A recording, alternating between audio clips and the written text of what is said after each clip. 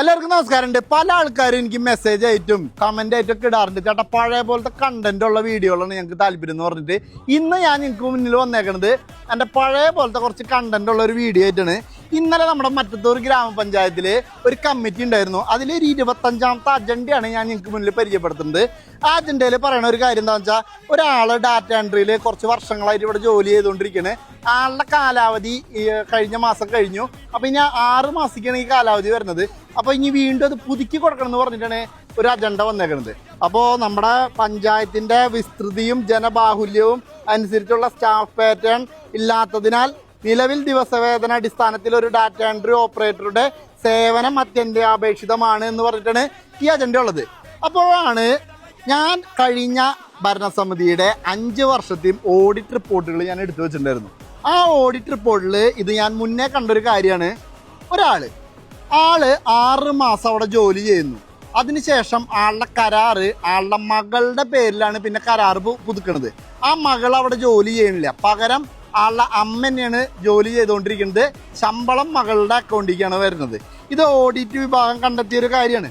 പക്ഷെ ഈ ഓഡിറ്റ് വിഭാഗം കണ്ടെത്താത്ത കാര്യം എന്താണെന്ന് വെച്ചാൽ, ഈ പറഞ്ഞ ആളെ എനിക്കറിയാവുന്നതും ആളുടെ മകൾ മറ്റത്തൂർ ഗ്രാമപഞ്ചായത്തിൽ ജോലി ചെയ്യാത്ത ഒരാളാണ്. ഇവിടെ കൃത്യമായ ഒരു ആൾമാറാട്ടാണ് കഴിഞ്ഞ ഭരണസമിതിയുടെ സമയത്ത് ഇവിടെ ഉണ്ടായേക്കുന്നത്. കാരണം ആ ഒരു ഡാറ്റ എൻട്രി എന്ന് പറഞ്ഞാൽ ഇവിടെ ഇല്ലാത്തൊരു ജോലിയല്ല. നമ്മുടെ മറ്റത്തൂർ ഗ്രാമപഞ്ചായത്തിൽ തന്നെ എത്ര കുട്ടികൾ PSC പഠിച്ചും ജോലിക്കായിട്ട് കഷ്ടപ്പെടുമ്പോൾ ഒരു പ്രമുഖ രാഷ്ട്രീയ പാർട്ടിയുടെ ഒരു നേതാവിൻ്റെ ഭാര്യയും മകളും, അത് 6 മാസം അമ്മയുടെ പേരിൽ കരാറ്, അത് കഴിഞ്ഞ് അടുത്ത 6 മാസം മകളുടെ പേരിൽ കരാറ്. പക്ഷെ മകൾ അവിടെ ജോലി ചെയ്യുന്നില്ല, പകരം ഭാര്യ തന്നെ ജോലി ചെയ്യുന്നു, ശമ്പളം വാങ്ങുന്നു. 10-20,000 രൂപയ്ക്ക് മേലെയാണ് ശമ്പളം വാങ്ങിക്കൊണ്ടിരുന്നത്. അപ്പോൾ വർഷങ്ങളായിട്ട് ഇതാണ് ചെയ്തുകൊണ്ടിരുന്നത്. അപ്പോൾ ഇനി വീണ്ടും ഈ കരാറ് പുതുക്കണം എന്ന് പറഞ്ഞ അജണ്ടയാണ്. ഇതിനെ രാഷ്ട്രീയ ഭേദമന്യേ ഒറ്റക്കെട്ടായിട്ട് എല്ലാവരും ഇതിനെ എതിർത്തുണ്ട്. അപ്പോൾ എല്ലാ മെമ്പർമാർക്കും എൻ്റെ അഭിവാദ്യങ്ങൾ ഞാൻ അറിയിക്കുകയാണ്. കാരണം എന്താണെന്ന് വെച്ചാൽ, ഇങ്ങനൊരു ഓഡിറ്റ് റിപ്പോർട്ട് നമ്മൾ മുന്നെടുത്ത് വെച്ച കാരണമാണ് ഈ കാര്യം ഇന്നലെ പറയാൻ പറ്റിയത്. അപ്പോൾ തൽക്കാലമായിട്ട് ആ ഡാറ്റ എൻട്രി ആ ജീവനക്കാരിയുടെ കരാറ് നമ്മൾ പുതുക്കണില്ല, പകരം നമ്മൾ പുതിയ ഒരാളാണ് എടുക്കാൻ ഉദ്ദേശിക്കുന്നത്. മറ്റത്തൂർ ഗ്രാമപഞ്ചായത്തിലെ PSCക്ക് വേണ്ടി പഠിച്ച് ജോലി കഷ്ടപ്പെട്ട് നേടാൻ ആഗ്രഹിക്കുന്ന ഒരുപാട് ചെറുപ്പക്കാരുണ്ട്. ഒരുപാട് ക്വാളിഫിക്കേഷൻ ഉണ്ടായിട്ട് ഒരു നല്ല ജോലി കിട്ടാത്ത ആൾക്കാരുണ്ട്. ഇവർക്കൊക്കെ ഒരു അവസരമാണ് ഇതുവഴി മുന്നിലുണ്ടായേക്കുന്നത്. അപ്പോൾ അടുത്ത ദിവസം തന്നെ ഒരു ഡാറ്റ എൻട്രിയുടെ വേക്കൻസി നമ്മുടെ മറ്റത്തൂർ ഗ്രാമപഞ്ചായത്തിൽ വരും.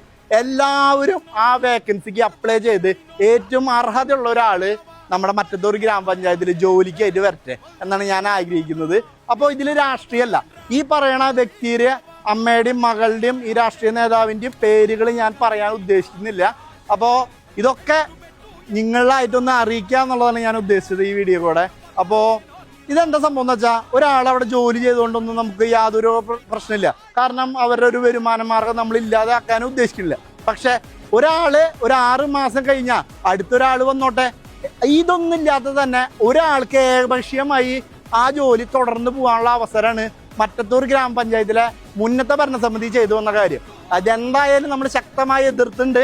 ആ എതിർപ്പിലെ ഒപ്പം 24 മെമ്പർമാരും ഒറ്റക്കെട്ടായിട്ട് ഇതിനെ അനുകൂലിച്ചു. ഇത് ചെയ്തത് ശരിയല്ല എന്ന് തന്നെയാണ് അവരുടെ അഭിപ്രായം. അപ്പോൾ അവർക്കും ഈ അവസരത്തിൽ ഞാൻ നന്ദി പറയാണ്. അപ്പോൾ നമുക്ക് അടുത്ത വീഡിയോയിൽ കാണാം. ബൈ.